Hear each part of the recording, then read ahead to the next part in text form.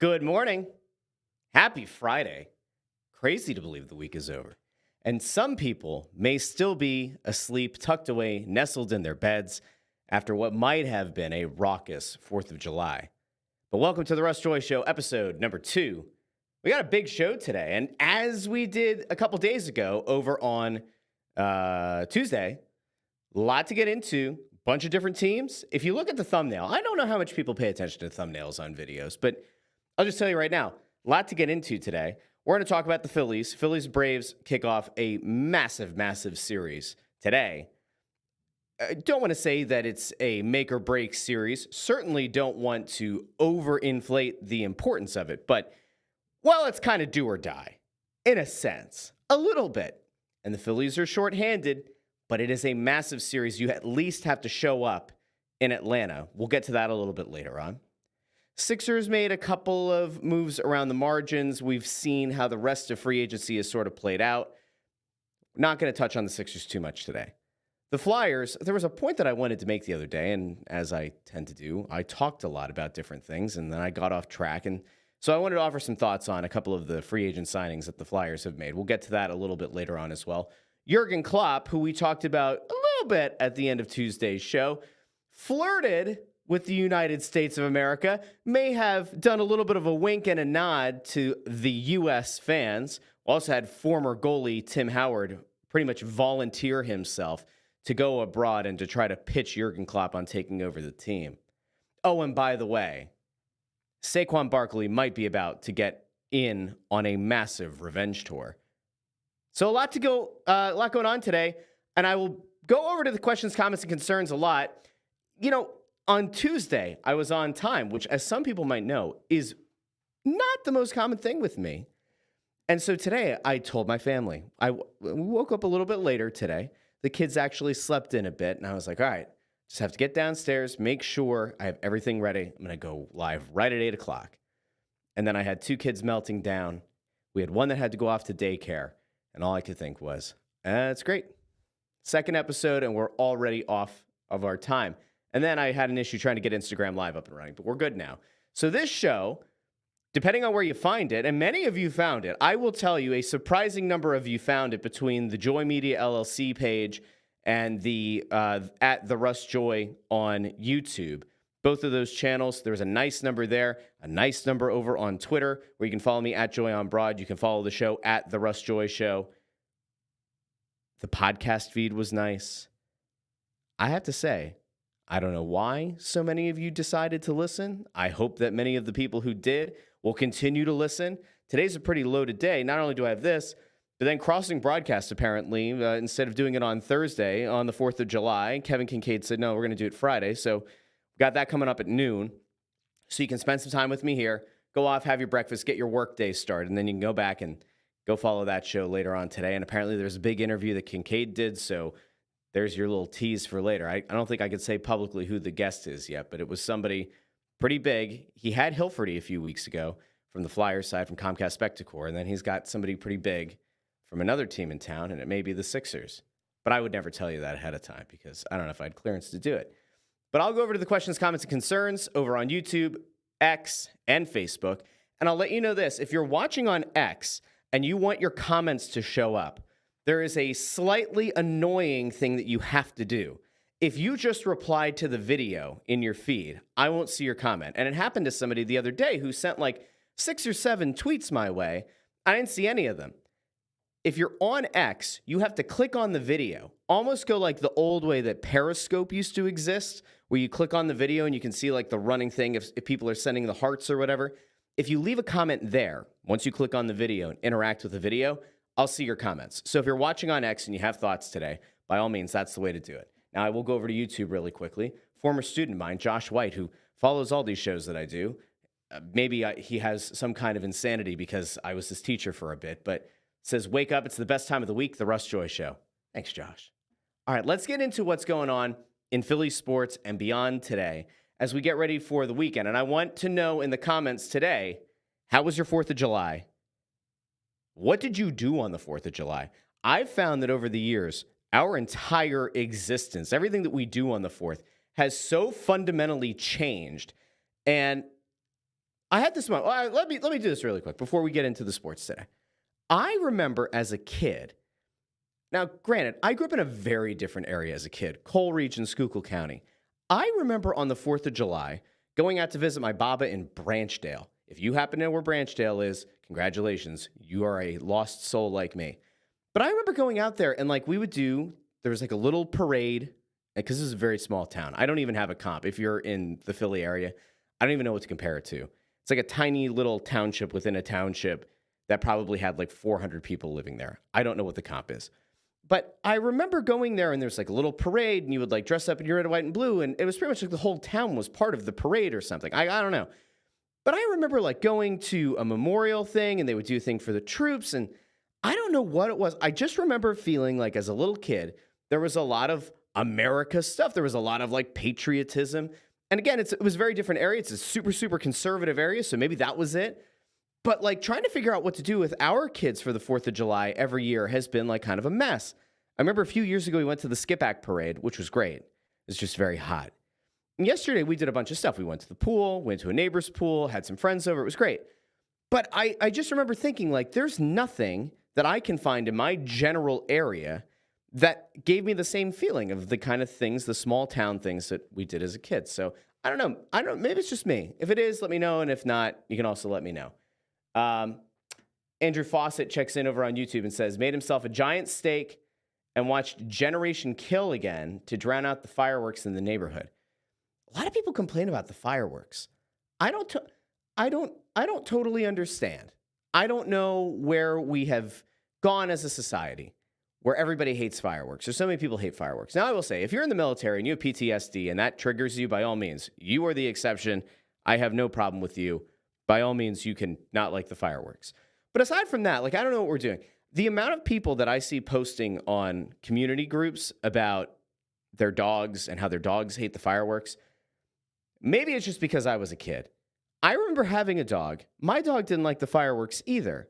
We would take care of our dog. We might take our dog somewhere away from the fireworks and like everything was hunky-dory. But it feels like so many people now are just like, poor little Fido. We put him in his little stress jacket. We have to drive him 10 miles away. And then we have to wait. And then people are setting off fireworks on the 4th of July. The horror. I'm like, I don't know what we're doing. Andrew Fawcett says that in Texas, they go a little bit crazy. It's like little Baghdad. All right. When I used to live in Phoenixville, I remember there being a lot of fireworks around the clock. We lived in Royersford for a while. And Royersford, like, I don't think those people needed any excuse for there to be fireworks. It was like in the middle of the day, you would hear fireworks. And it didn't even have to be the 4th of July. Like some nights at like 2 a.m, you would just hear a bang and you knew it wasn't a gunshot. It was just a firework. Somebody had a reason to set off a firework. I don't know. I actually enjoy fireworks. I think they're great.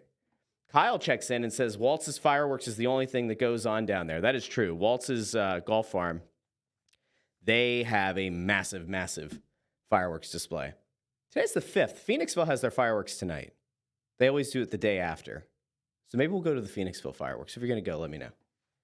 Maybe we'll meet up. Probably not, but maybe. There's somebody who keeps DMing me on Twitter that they want to go get a Gazzo's cheesesteak in Pottstown. So maybe we'll meet up and go to the fireworks. All right, anyway. That was the 4th of July. Let's talk about some other stuff. And I see people checking in over on Instagram Live. The one downside of Instagram Live is I can't pull your comments up on the screen, but I'll acknowledge you as we go here. So, Saquon Barkley. The big thing coming into the offseason, if you were an Eagles fan, was deciding what the Eagles were going to do in the running back position. And I made this argument all last season that while DeAndre Swift was very good, he wasn't elite. And he wasn't the kind of next level back that you needed to take some additional pressure off of Jalen Hurts, to have a little bit of gravity in the backfield that could free up Hurts if he wanted to run. Now, I've also been on the record as saying I think Jalen Hurts got hurt around week 4 last year, tweaked his knee, never really looked like the same kind of dual threat quarterback that we've grown accustomed to him being. And that somewhere around, I think it was week 12, it looked like he tweaked it again. It looked like maybe he was making some progress. He was a little bit quicker, and then he got hurt again. And the Eagles didn't really make a comment about it. He didn't really complain about it. We saw a brace. I think it's pretty safe to say that Jalen Hurts spent much of last year hurt or at the very least hindered. And I'm not saying that if he had had Saquon Barkley last year or a guy like Derrick Henry in the backfield last year, that it would have made a massive difference, because if your quarterback's hurt, he's hurt, right? If he doesn't have that first step, none of it matters. But while Swift was really good, I thought Swift was a very good second back. I thought that Swift could have been a really great option, kind of like if you go back to the Westbrook and Corral Buckhalter days, where you have a speedy guy who can be a dual threat out of the backfield, can maybe play a part in the receiving game. You'd felt good about DeAndre Swift, but you never really felt like he was a guy that you were going to give significant money to. He never felt like a guy that you could build an entire game plan around. So when this offseason began, I wanted to see the Eagles make a commitment at running back. The guy that I wanted was Derrick Henry, because I just think that Derrick Henry would have been the perfect embodiment of what Philly fans expect of an Eagle. A north-south runner, a guy who's happy to carry 3 or 4 defenders hanging on his legs, hanging off his back, hanging off his shoulders. I really like Derrick Henry. I have no idea how he's going to play outside of his comfort zone in Tennessee this year. He's with a new team. But Saquon Barkley was a guy that I never thought the Eagles were going to actually be able to go out and get. And I understand that there have been concerns. There have been injury concerns. There are concerns about when a running back hits a certain age that there's a significant drop-off, and it's a precipitous drop-off. You go from being a guy who's viewed as an every down back, who can be a 1,000-yard rusher, who could be a guy who gets into the end zone, double-digit times. And there were concerns about, what could Saquon Barkley be? And then when the Eagles kind of pulled off this coup when Howie Roseman went out and acquired Saquon Barkley, well, there were some people who had a little bit of PTSD about a certain running back who came from another division rival years ago, and it did not work at all. And that, of course, was DeMarco Murray, a guy that everyone thought was going to work in the Chip Kelly system, and people really did believe was going to be a guy who could take some significant pressure off the quarterback. And everybody thought, and I certainly was one of those people that thought, you're just going to turn DeMarco Murray, allow him to be a north-south back, and let him go to work, let him eat. The Eagles did not do that. Now, with Saquon Barkley, it's pretty clear. We all know what he is. I would say that Saquon Barkley, when healthy, is a significantly better running back than DeMarco Murray ever was. The thing that you have to keep in mind is that while there were injury concerns around Barkley, if he can stay healthy, the type of pressure that's going to take off of Jalen Hurts in the backfield is tremendous. He's a better blocker than DeAndre Swift. He is certainly a more reliable every down back, which does allow you then to have your change of pace guy come in from time to time. But Barkley, you can hand it off to 3 times in a row on a given drive. I like the idea of what Saquon Barkley is going to bring to this offense.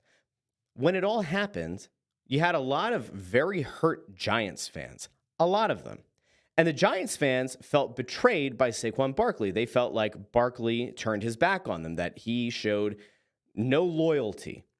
And what was interesting was there were questions about, well, what did the Giants actually want to offer him? Were the Giants even comfortable extending an offer to Barkley? Did they want him to go out and gauge the market?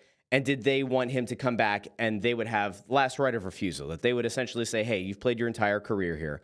We value you tremendously. Go see what the market is, come back, and we'll match it if we feel like we want to.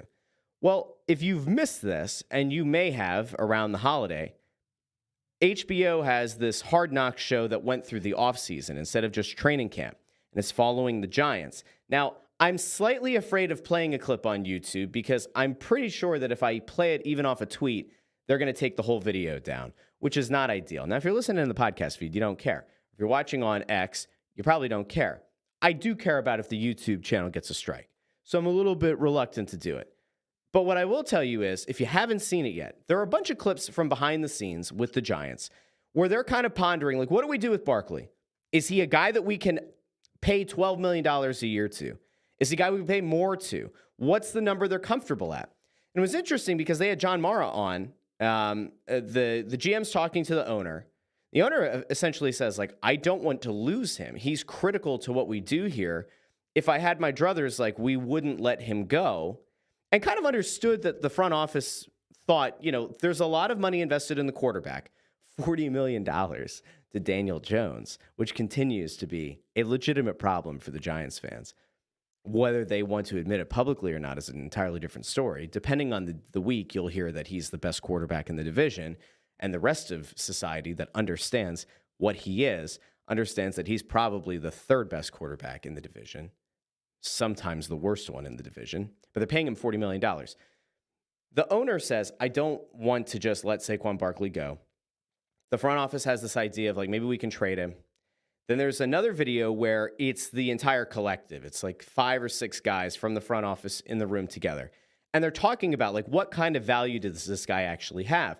And what they keep coming back around to is, you don't want to offend him. You don't want to offend Barkley, who's spent his entire career playing for your team, by saying, we'll give you $6 million. But that was kind of where they valued him at. That's where they could kind of come to terms, at least internally, with how much they wanted to pay him.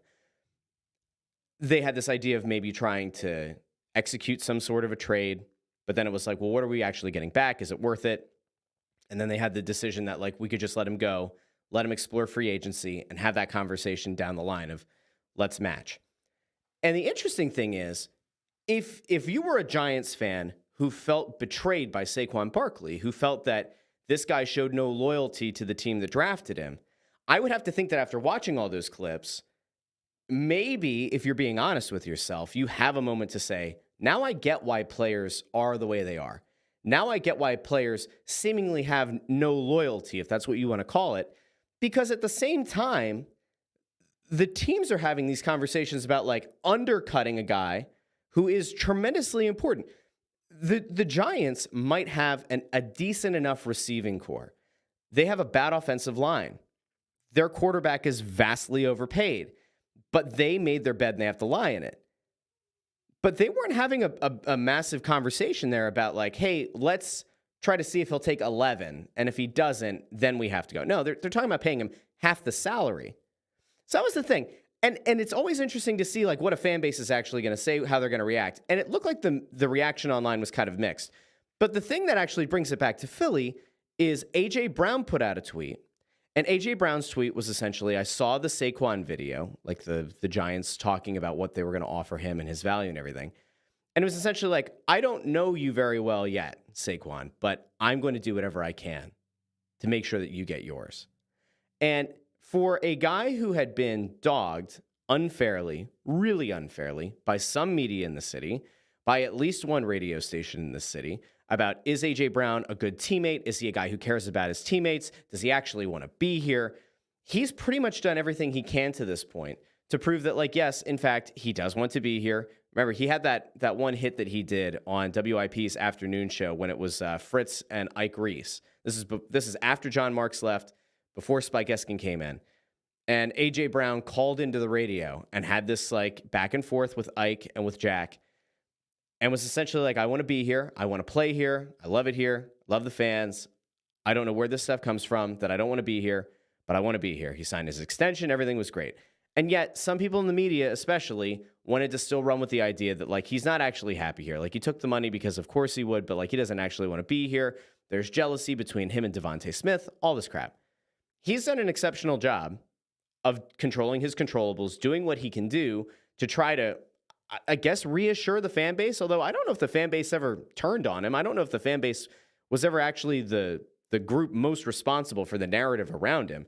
But he's essentially tried to reassure the fans that, like, he wants to play here. He's committed to his teammates. He's spoken very positively about Jalen Hurts. He's spoken very well about Devontae Smith. He congratulated him when Devontae got his contract. And now he's talking to a new teammate, somebody that he was a division rival of for a year, who he has never actually played with in Saquon Barkley, and is saying, based on the disrespect that it looks like you were shown, I'm going all in. I'm all in to help you essentially prove the Giants wrong. And if you're an Eagles fan, you should feel really good about that. Now, I'm not one to tell you how you should feel all the time, but in this case, you should feel good about the chemistry that it appears is getting built behind the scenes. And the fact that it was like an affront, that A.J. Brown looked at it and said, you've now disrespected my new teammate, and we're going to do whatever we can to make him successful. Now, if you ask me honestly, what do I think Saquon Barkley is going to do this year? I have gone back and forth on it, and I'm going to throw over here to Nico really quick. Nico says the fans love AJ, and I agree. We'll get back to that in a second, though. But I do agree. I think that the fans love AJ, and I think a lot of this is media-driven, which sucks. When I look at what Saquon Barkley can do, and if you look at what Saquon Barkley has done over the last few years in his career, you'll know that he has not been able to stay healthy. It's been the number one concern. It's been the one problem that the Giants have really had with him. I think that there's a possibility here that he can get back to being a 1,000-yard rusher and maybe more. I think it's totally within the realm of possibility that you could see a guy who can he get to 1,300 yards like he did a couple years ago? It's possible. Like if he plays 14 games for you this year, that's just under 100 yards a game, I think he can get back to being a 1,300-yard rusher. I don't know if you're ever going to see him get much further than that. I don't know if I'd want to actually bet on the idea of him doing like over 1,450. But if he can stay healthy, given the success that DeAndre Swift had behind this offensive line, one has to think that it's entirely possible Saquon could do very well and could actually benefit tremendously. Now, there are two things at play that could be a problem, and I'm sure we're going to break these down all summer, throughout training camp, even into the preseason and into the season. The Giants, part of their calculus of why they didn't bring him back is because they felt like they had to improve the offensive line, which is funny because in admitting that, it also admitted that Barkley wasn't given the best opportunity to be successful because if the guys in front of you can't block, there are no holes for you to run through. It changes the kind of back that Barkley is. That's neither here nor there. The one question that everyone has to have is what do the Eagles look like in the trenches without Jason Kelce? That is a mega issue. One has to think that because 4 of the other guys are going to be back at their natural positions, that the line is going to be fine. But when you lose the guy who's calling out all the coverages, who is calling out the blitzes, who has the responsibility Jason Kelce did, and who, by the way, has just done an exceptional job at that position, so much so that he's likely going to be a Hall of Famer, that is a critical position to have to change over. But if we can safely assume that Jeff Stoutland is able to get all that rectified and that there's not a massive drop-off at the center position, Barkley should be able to eat. And in theory, me saying, like, I can't imagine him going over 1,450, if he plays 15 games, 16 games, well, it is possible that he could go that high. It's possible that he could set a career record for rushing yards. But we don't know, and we won't know until the season gets underway and until we see what the offensive line actually looks like. So it's going to be a bit until we know. I do like to think that I'm going to be a little bit bullish on Barkley, and I do think that he's ultimately going to make the Giants pay for letting him go. And not only letting him go, but letting him go to a division rival. Kyle says over on YouTube, he should get around 18 to 20 touches a game with the rest of the offense. He hopefully won't need to do much heavy lifting until the playoffs. You know, there is a thought out there of like, if he doesn't need to be an every down back, which with this offense, he might not have to be. He legitimately might not have to be an every down back. You're not load managing him because you certainly aren't paying him to be a guy who is load managed. But Kyle could be right. If the idea is get him 18 to 20 touches a game, whether that's handing the ball off to him or getting him involved in the passing game, doesn't matter. Get him that many touches, load manage him to a point, make sure he doesn't get hurt, or at least try to manage that he doesn't get hurt. Do your best. You can't prevent injuries in this league. You can try to mitigate the chances of them getting worse. That could be a good call. And like maybe it is, just keep him as fresh as you can throughout the season so that when the playoffs come, he's got fresh legs. He doesn't have a vast playoff experience because he played for the godforsaken New York Giants. So he will, in theory, be playing a much longer season. And if all goes according to plan, there is a case to be made. If the Eagles play the way that the Eagles can play, they could be in contention for the top spot in the NFC. They could be fighting for home field advantage. It's entirely possible that if they don't make it into the home field advantage conversation, that they could pretty decidedly win this division, have a playoff spot locked up, and then, all right, week 17, you don't worry about it. Or your 17th game, you don't worry about what happens. You don't have to panic. You can sit some of your starters. Maybe that gives him an extra week to get his legs right. It's very interesting. Andrew Fawcett agrees, by the way. The wear and tear on him could be real, but it'll be limited based on the other weapons available. You think about it. This is like, as an Eagles fan, this is where you should get really excited, right? You have Jalen Hurts with a chip on his shoulder. And it's not the chip on his shoulder of, is he really the guy to be the number one quarterback? Did the Eagles make a mistake by letting Carson Wentz go? Or did the Eagles make a mistake by not bringing back Nick Foles?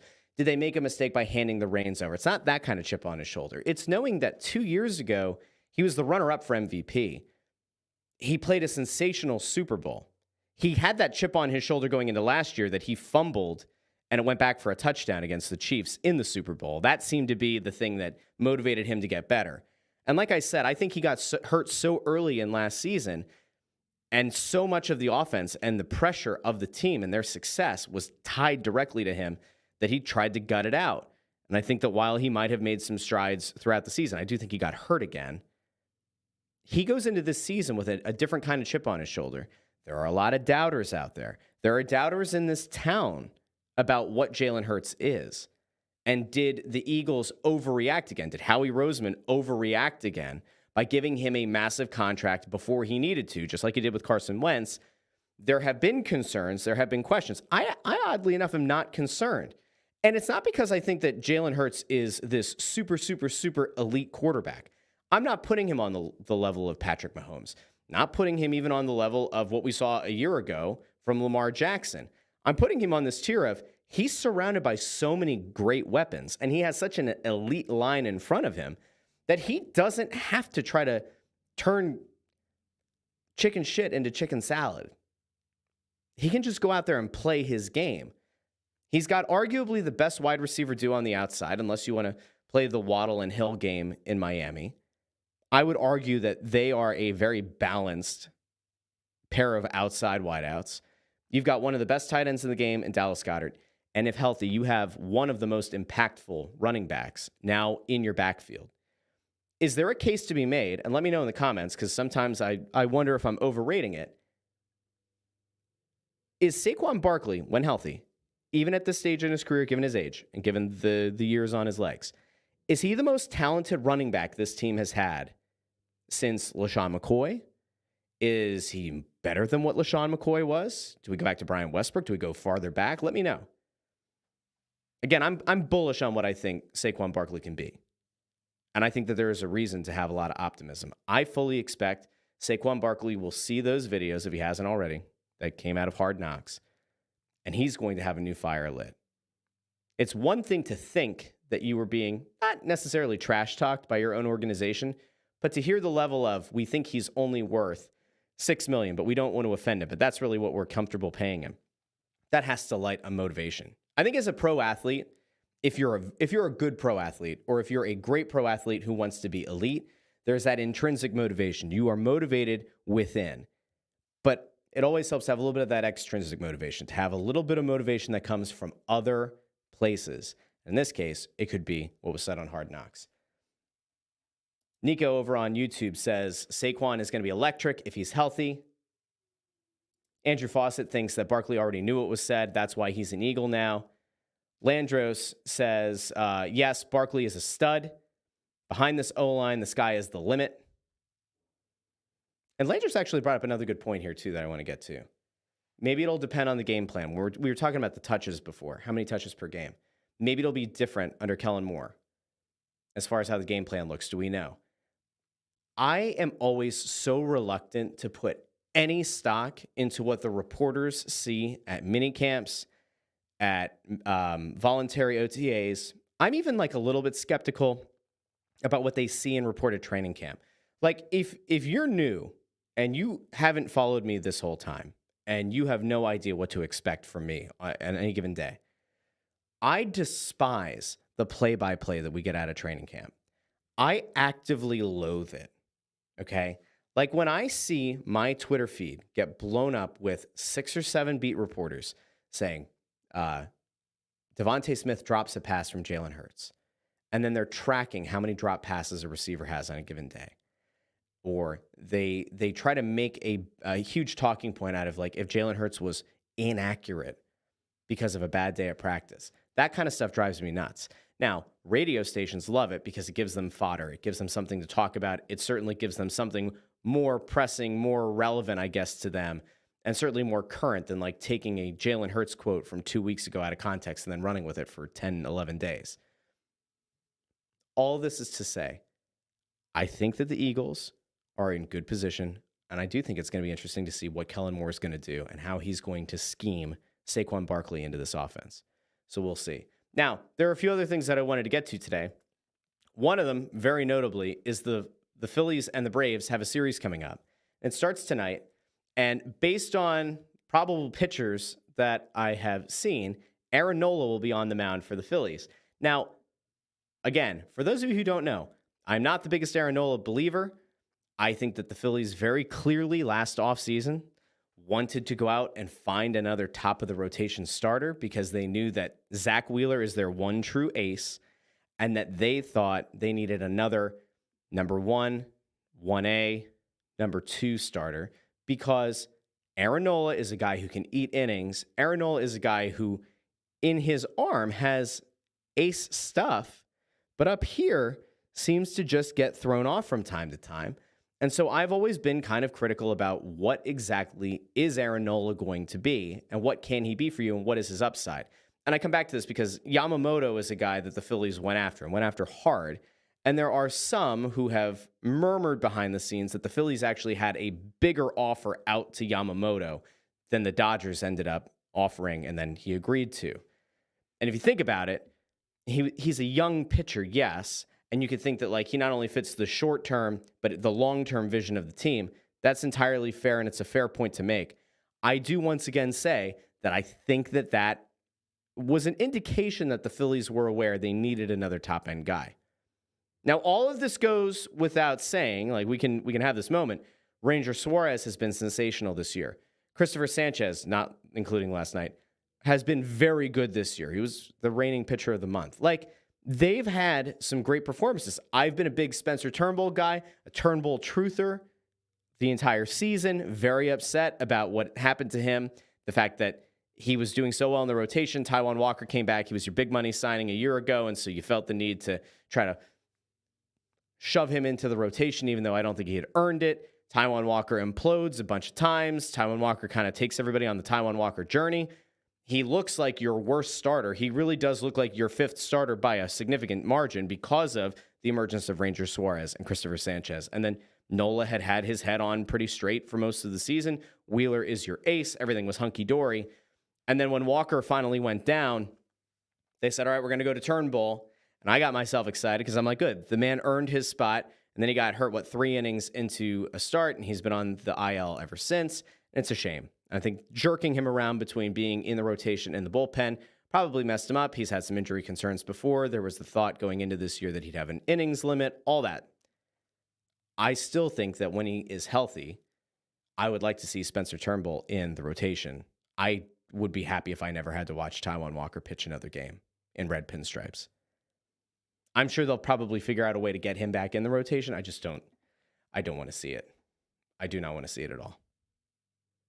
But the Phillies have this huge series coming up against the Braves. It starts on Friday nights. If you're listening on Friday, you're watching on Friday, you'll know. It starts today. We have Aaron Nola on the mound for the Phillies. And it's a huge series. And I know that like a lot of times with sports talk radio, they go very hyperbolic and they say everything is a must win. And that you can't lose this series. And that if you don't lose the series, you're letting the Braves back in. But this really is a case where there is some truth to it. I know that every series you play against the Braves has the same stakes. Totally get it. You play a 3-game series, it could be a 3-game swing in the standings. That is the truth in April just as much as it is in September. The reason that this feels a little bit different, and the reason that I'm actually a little bit willing to go slightly hyperbolic and say that the Phillies definitely need to win this series, which they've done 4 of their last 5. They had that split with the Marlins. The reason that they feel like they probably have to win the series is they're currently 9 games up on the Braves. And the Phillies have had an okay run, just over 500, 6-4 in their last 10. They did benefit that when they took on a couple of injuries, Schwarber, when they had the injury to Harper, the concern was the Braves could start to narrow the gap. And the Phillies did look like for a little bit there that they were going to run the risk of letting the Braves get back into this thing. Now, if you're the Phillies and you pull off a sweep and you end the weekend 12 games up on the Braves aren't all of a sudden just going to give up or roll over and die. But it is going to put a lot of doubt in their heads. If you win 2 out of 3 and you end up 11 games up on the Braves going into next week, you're totally fine. Everything is great. You cannot lose this series. Losing ground to the Braves could be borderline catastrophic. If you go down a no-show in Atlanta and you get swept, that 9-game lead becomes 6. And all of a sudden, the Braves, who have lost multiple critical players on their team, who lost Spencer Strider, you can't allow them to think they can get back into this. The trade deadline comes up in a few weeks. The last thing you want to do is go down and no-show or underperform significantly against the Braves. Because if you do, all of a sudden their front office starts to think, we have a legitimate chance to get back into this and to win the division. And it changes their entire mentality going into the deadline. Now, I think right now, if we were to sit in on a Braves front office meeting, they're probably still talking about it as the Phillies are vulnerable. All it'll take is 1 or 2 bad injuries. It's like if Harper takes longer to get back than expected, if something happens to a Wheeler where he goes out for a few weeks, or something happens to Nola, or Suarez and Sanchez come back down to earth, whatever it is, they can probably talk themselves into it right now that we can make a couple of acquisitions and we can get right back into this thing. And they probably still feel like at 9 games over 500, if they can't go after the NL East, they're still in contention to be a wild card team. You have the chance here, if you're the Phillies, to really not put your foot on their throat. It's not late enough in the season for you to take that definitive of a stance, but you have the ability right now to put significant doubt in the Braves' mind. You want to make sure that you can go into their house and walk away with a series win, because that just does a lot psychologically to a team, especially one that's trailing you and has been trailing you after entering the season thinking they were going to be the far and away best team in the NL East, in the Braves. If you lose this series and you allow the Braves to get back into this, it's not great. And especially given the fact that the Phillies have had injuries all year. There have been significant injuries that they have had to, work their way through. No season-ending ones, thankfully, to anybody of major importance. But you have to make sure that you leave Atlanta with, you would hope, a double-digit game lead in the NL East. Now, I'll go over to the comments here because Andrew Fawcett made a really good point before about Taijuan Walker, calling him the new Adam Eaton. That's brutal. Where were you when the Phillies signed Adam Eaton? I used to have that contract committed to memory. I think I've since allowed that to go from my brain. A lot of times with your brain, the way it works, sometimes you remember the most minute detail. You remember every little contract detail. You might remember how much cap space the Flyers had 3 years ago. But then somewhere along the line, you lose a little bit. Your brain can only hold so much. I used to have all these contracts committed to memory. And I don't know what it was. I don't know what part of my brain. Maybe it's just the lack of sleep and the overall stress of parenting that have cost me those details. Was it a $49 million deal to Adam Eaton? Does that sound right? 7 years? No, it couldn't have been 7 and 45. Was it 5 and 35? Somebody let me know. Fawcett says it was 3 years and $24 million. Okay. Wasn't as bad as I thought. Andrew also says, neither Walker nor Eaton pitched in the postseason. You have to remember, that was like the big strain on Taijuan Walker and the Phillies going into this year, is the fact that Walker was removed from the rotation late in the postseason. He thought he deserved to be a factor for this team and get to prove himself, and they said no, because at least they were smart in the playoffs. And yet they went back into the season expecting him to be a significant contributor. Kyle says that Walker can get thrown into whatever trade deadline deal they make. I just don't see a team wanting Taijuan Walker. The only kind of team that would want him at this point is a team that is convinced that the highest upside portion, like the number one thing that he brings to the table, which I've had explained to me a few times by some Phillies-related people, by some Phillies media, is that they view Taijuan Walker as an innings eater, which is fine. And I think if you're a really bad team, that's great to have. And if you're a really good team, you would like to have your innings eater at least have a chance to give you a win and not be erratic and not throw your bullpen into disarray. I don't know what team would ever want Taijuan Walker. It's entirely possible that you can convince a bottom-feeding team to take on that money and just have a guy who maybe for them could be their number 2 pitcher. And maybe if you're Taijuan Walker and you don't care about winning, you're fine to have this more critical role and to be at the top end of a rotation. But I have to imagine he wants to get back and he wants to prove himself and he wants to contribute to a team that very well could make a deep postseason run this year. But anyway, you have that series coming up this weekend. Let me know in the comments what you think. Where do you think the Phillies are going to end this weekend? Again, they're at a 9-game lead right now. Do they pull off a sweep? I wouldn't go there. I think they could win 2 of 3. If they only win 1 of 3, I'm concerned. If they get swept by the Braves, I will tell you right now that Tuesday's show, there are going to be a lot of sirens. There are going to be a lot of alarm bells. And if you don't like that early in the morning, you're just going to have to deal with it. All right, so that's it for the Phillies. I mentioned a little bit ago, there was a Flyers point, and then there was U.S. men's national team point, because for whatever reason, many people were very interested in thoughts on this on Tuesday. But let's go to the Flyers really quick. I had an issue earlier in this week because when free agency opened up, I did not expect the Flyers to be involved in anything of real value or meaning. I didn't expect the Flyers to say, hey, Matvei Michkov is coming over early. Let's try to convince Sam Reinhart to leave the Panthers and come be our 1C and give Michkov everything he needs to be successful from day one. I did not expect that. But I was a little bit concerned with the fact that the Flyers didn't wait until later in the offseason to make one of the moves they made. And I could even make the case that a second move they made is fine, but I still have questions. The first one is that they brought back Erik Johnson. Now, if you followed the Flyers last offseason, they waited a bit. They got Mark Stahl, I think just before the season started. I feel like they went dumpster diving right at the very end. And Mark Stahl was a guy who had played in a cup final. He was a guy who they viewed as a player who could bring significant leadership and, could help out a very inexperienced blue line. That although was going into a season where they thought they were going to have Rasmus Ristolainen healthy for the entire season. Travis Sanheim had been given that massive contract by Chuck Fletcher the year before. Like, there were a lot of different things at play. But they wanted the leadership that Mark Stahl could bring. But really, I think they were trying to 3D chess this thing. And they thought, if we bring in Mark Stahl, a playoff team is going to want to trade for him at the deadline. And that was all contingent on Mark Stahl had to at least play well enough to remain in the lineup in order for him to get enough games and in order to demonstrate that he is still a competent hockey player in order for him to be dealt at the deadline. Now, they did go into last year. They actually came up when we announced the partnership with the Flyers and Snow the goalie last year. I asked that of Keith Jones, I guess it was around training camp last year. And he said that ultimately Mark Stahl is going to get to choose what he does. If he wants to get dealt at the deadline, we'll do everything we can to deal him. And if he wants to stay, he'll stay. Okay, fine. Mark Stahl was whatever.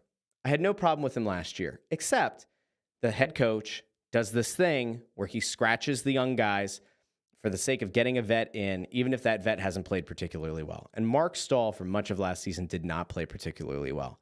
There were times where I would question aloud why we weren't seeing more of Jennings and Adder together, where they had played a few good games together.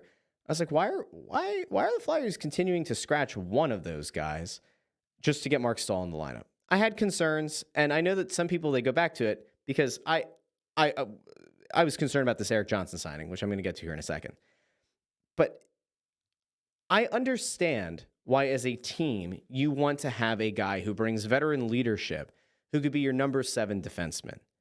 And I would be fine if it were just about any other coach, and I can trust that the number 7 defenseman is going to be the number 7 defenseman.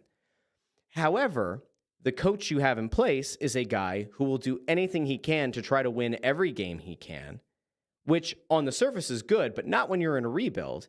And my concern was, yes, Mark Stahl only played 35 games last year, but there were multiple times that Mark Stahl was actually hurt, that he was actually injured and was unable to play. I think if he had his druthers, John Tortorella would have played Mark Stahl for more than 40 games last season. So that brings me to Erik Johnson. the Flyers go out last trade deadline, and it was around the time that they had dealt Sean Walker to Colorado. They didn't want to pay him what he thought he was going to make or what he thought he was valued at, and they ended up getting a first-round pick out of it. It's all great. That was a wonderful move. And they decided that they needed to make up for the loss of veteran leadership by bringing in Erik Johnson. And when Erik Johnson got here, I loved how candid he was. He essentially said, my best playing days are behind me. Okay, I like the honesty. I appreciate it. But Erik Johnson didn't look like an NHL caliber defenseman last year. Erik Johnson was, I would argue in a lot of ways, a net negative on the ice. You could throw plus minus at me. You can throw the eye test. You can throw advanced metrics at me. What I saw from Erik Johnson wasn't enough that made me say, yes, at the beginning of free agency, you should look to bring him back right away. I would have much rather the Flyers sit back and say, we're going to dumpster dive at the end of the offseason and we'll get whatever's out there. Now, if they really truly believe that Erik Johnson is like going to be a player coach and is legitimately going to be the seventh defenseman and play 25 games, maybe 30, fine. But I don't trust that's what's happening here. I truly don't. And so when you're in this rebuild, I would like to see some of the younger guys get a look. Now, the number one thing that people always come back to is, I'd rather see these players get the opportunity to play at the AHL level and to get significant minutes in all situations for the Phantoms. That's better for their development. And that's true to some extent. However, people in this organization know which guys they think are ultimately going to blossom into being legitimate players for this team over the next few years. But there are guys that play in the AHL that they have not really given up on, but they don't think have the ceiling that is worth the time to develop them and try to get them to play at the NHL level. I'm this psychotic human being, I guess, who sits back and says, if there's a player that you think has a chance, we want to get a look at this guy 5 games and see if he's worth a damn. I'd rather him be your seventh defenseman, travel with the team, practice with the team, and get actual opportunities than have a guy who can't really play anymore be there just for the leadership quality. And that's just me, and I'm nuts. I guess I'm crazy. But there are people who want to actively argue that, well, there's no downside to it. No, from a culture standpoint, there's no downside to having this guy as your seventh defenseman. There is a significant downside, though, in that I think he's going to, it's either going to be Erik Johnson or it's going to be an Erik Johnson adjacent player, somebody who's similar enough. Another one of these vets that they go out and maybe get later this offseason or they decide to trade for at some point. But those guys are going to actively take away opportunities from having some of these younger defensemen get a legitimate look. I don't want to see Igor Zamula in and out of the lineup. I want to see him play this year. I actually would like to see Adert and Jennings play more together this year. I'd like to see them have the opportunity to try to grow and develop together because that's the entire point of a rebuild. I would love to see Rasmus Ristolainen get traded away to free up another spot because, again, if you're doing a rebuild, the whole point is to try to see what your young guys have. And sometimes you get lucky and you find somebody that you think had no upside who makes it to the big show and they end up playing well, and all of a sudden it's like found money. I just don't get it. I feel sometimes like I'm taking crazy pills because I want to see young guys play in a rebuild. And I still think that there are enough veterans on this team that can serve the veteran leadership role that you don't have to go out of your way and make a play for an Erik Johnson or another guy like Erik Johnson. They have to waste the opportunities, waste the minutes. I just don't get it. I don't like it. All right, I'm done. Andrew says, by the way, true. And Landro says, I don't know if he means I'm confused or if he was getting it with somebody in the comments. Let me go back to the comments here for a second because we have a bunch of people up here in the Flyers side of things. Let's see. Landros asked about the offseason. It's been very quiet, very disappointing, which we're going to get to there in a second. Andrew Fawcett says Jennings scores his first goal and didn't see the ice the rest of the season. I think he got back in the lineup one more time. But I remember when they went to go play against the Panthers, and they were in Florida, and Adert and Jennings played together, and they played really, really well together. And then I think they got one more game together the rest of the season. And I was like, what are we doing? Like, I get that sometimes you look at it and you say, like, all right, maybe it was a one-game fluke. I want to see that in a rebuild. let these guys prove that either they can play at this level or they can't, but don't take their opportunities away because of culture. And give a shit about your culture. Your culture sucked for a decade. Your team as a whole has mostly sucked for a decade, maybe longer. You had one really good, cool run to the Stanley Cup that came down to the last day of the regular season. And you went on a magical run, and it was fantastic. And maybe that was also part of, why people thought that they were closer than they were. And guess you lost Chris Pronger eventually to a horrible injury that shouldn't have happened, and it changed the trajectory. I get it. But, the culture only goes so far. This front office keeps saying publicly and privately, we need more top-end talent. You can't have that and do what you did a year ago, where you're a purgatory team. I said this on Tuesday. I'm going to say it a million more times. You can't do it. It's not how this works. There's a reason that teams don't compete and get high picks and rebuild at the same time. It doesn't work. All right, let's see. Kyle says, this season is a throwaway other than seeing Mishkov. I hope they take a step back. They need a top pick. I 100% agree with that. And listen, I like going down and covering this team. I do. I enjoy it. I enjoy going down and doing the Press Row show. Not because I love... It's different. It's different now than what I used to do. I used to go down in the locker room, used to talk to these players, get better context on things, and feel more like I was in the know about what was going on in the locker room. And that was valuable to a point as somebody who was writing about the team at the time. I enjoy doing the Press Row show because we have so many people who come up to us at a game and tell us how much the show means to them and how much they enjoy it. And you get to talk to the people because, right now, I talk to this camera, I talk to all of you, I interact with you through the comments, but we don't have the face-to-face interaction. There's something really nice about that.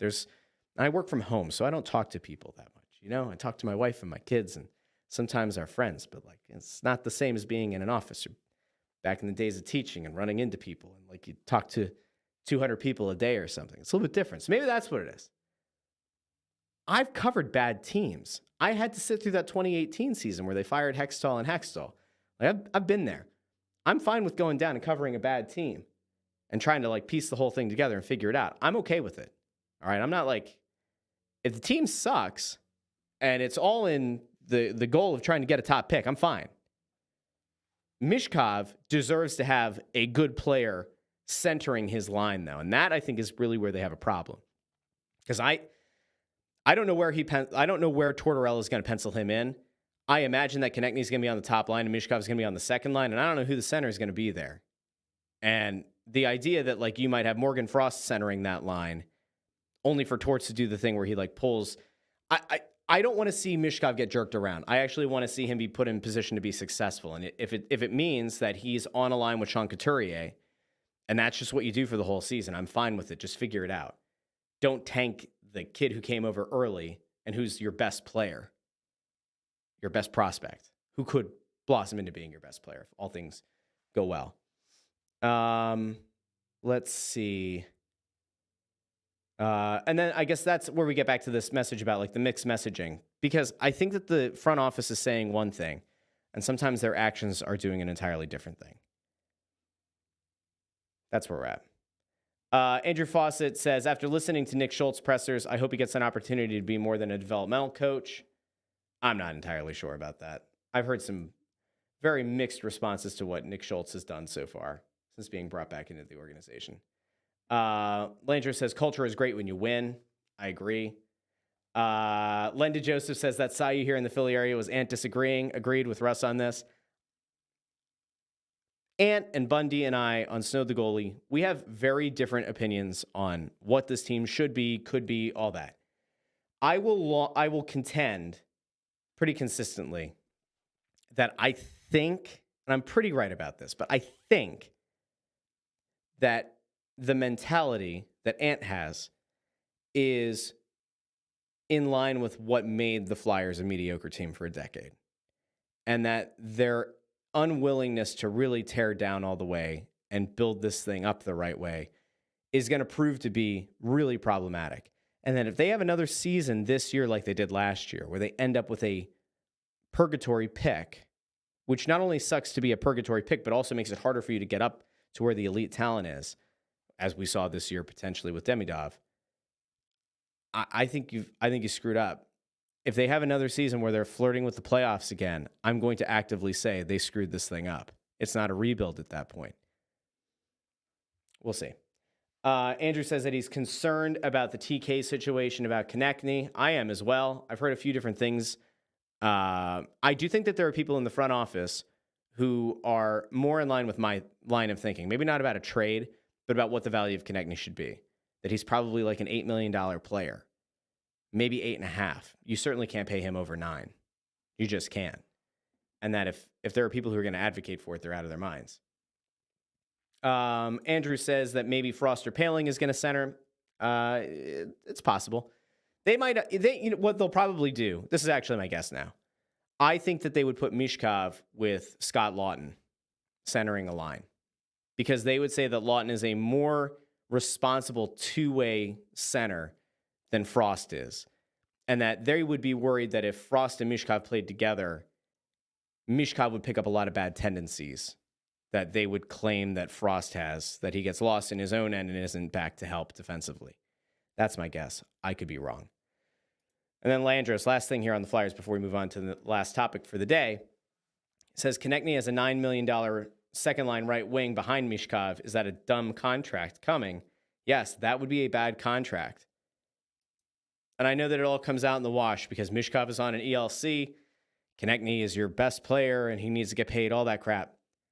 Just because you think you have to pay a player doesn't mean you have to. Just because somebody else might be willing to pay a player a premium doesn't mean you have to. We can actually kind of go full circle here, sort of. The Giants didn't think that Saquon Barkley was worth $12 million a year. They didn't just sign him to that contract just for funsies so that no one else could have him. They didn't sign him to that contract because they didn't want to tie their hands with what they could do with the rest of the team. Again, the Giants really suck, and it doesn't really matter, and the cap situations are very different between the NFL and NHL. But they made that calculation, and he went off to a division rival. The Flyers at least control, to some extent, what they could do with Konechny. If they can't come to terms on a deal, or if they are vastly far apart, they could have a conversation about trading him and getting assets, which I would be entirely for. I think that ultimately, if you're not going to pay him what he might think he's worth, which might be in excess of $9 million a year, I think that you start a bidding war. There are a lot of teams, including very good teams, that would likely want to go out and get a guy like Konechny who could be a 30-goal scorer, who can be tenacious, who can be a pain in the ass, who can get under the opposition's skin, who's going to leave nothing on the table, right? Like, he gives you everything he has every night. There are a lot of teams that would love to have a guy like that. I think the Flyers actually did start a bidding war. I think if they opened it up, if it became known that they were open to trading Travis Konechny, you would get a massive haul. At the very least, you would get something that you got for Claude Giroux. You would get a first-round pick, and you would get a change of scenery player. I think ultimately what you should want if you're going to trade your best player in Konechny is at least one first, another that's like a conditional that could be a first. Maybe you want to fight for 2. I don't know if he's a 2 first-round pick player, and you want to get a change of scenery guy. The idea was brought up on Tuesday about like, hey, how about Shane Wright and a first from Seattle? There's your pick. There's your change of scenery guy. Maybe. We'll see. So there's a lot of stuff. A lot of stuff going on there in Flyers land. Now, the last thing I wanted to get to is something that we kind of touched on really briefly on Tuesday. And it's interesting because Jürgen Klopp, who I have advocated for as being men's national team coach, well, he flirted with the U.S. fans a little bit, just a little bit, maybe more than a little bit. Jürgen Klopp went on to Instagram on the 4th of July. I'm going to see if I can find it here really quick because it was next level by Klopp. He shouted out the U.S. fans, and in doing so, made all of soccer Twitter kind of collapse in on itself. I'm trying to pull this up, and it looks like it's not going to let... because I have an Instagram Live going. I guess that's why. Okay, fine. I should be able to get it. Here we go. So Jürgen Klopp goes on to Instagram on the 4th of July, and he puts something out that gets the attention, we'll say, of the U.S. soccer fan base. I'm going to throw it up here on the screen. I'm not worried about YouTube taking down a stream because of an Instagram post, but here we go. So Klopp goes on to Instagram and he posts the following. It's the perfect day to think about my trips with Liverpool to the States. We've had a great time, and the U.S. fans are electric. Happy 4th of July. Now, on the surface, you might look at that and say, well, who cares? That's not him saying that he wants to coach the men's national team. That's not him saying that he's even interested in coaching the men's national team. Now, I'm not going to go back through his entire Instagram history. All right, I'm not going to do that. Somebody else can do that if they want. Do we know if he wished the entire United States of America a happy 4th of July 1 year ago? Do we know that? I don't think he did.